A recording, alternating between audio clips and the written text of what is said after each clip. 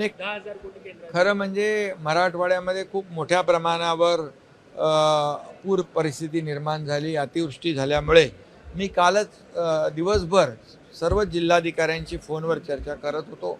अनेक ठिकाणी NDRFच्या लोकांची चर्चा केली, आपल्या मुख्य सचिवांशी मी चर्चा केली, जिल्हाधिकाऱ्यांशी चर्चा केली, डिझास्टर मॅनेजमेंटशी चर्चा केली. ज्या ठिकाणी लोक अडकले होते तिथे एअरलिफ्ट करण्याची आवश्यकता पडली, तिथं आर्मीच्या लोकांशी बोललो, तिथून एअरलिफ्ट देखील लोकांना काल केलं. आणि म्हणून मला परिस्थिती तिकडची जी काय भीषण परिस्थिती, कालपासूनच मी त्याचा आढावा घेत होतो. आज कॅबिनेटमध्ये देखील त्याच्यावर चर्चा झाली.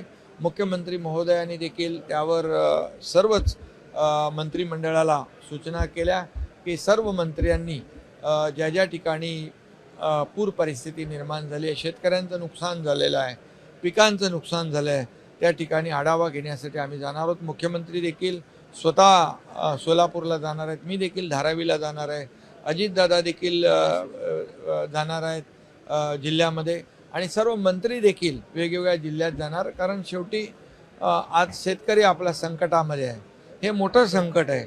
आणि म्हणून जेव्हा जेव्हा शेतकरी संकटात आला त्यावेळेस आम्ही त्याच्या मागं उभे राहिलेलो आहे.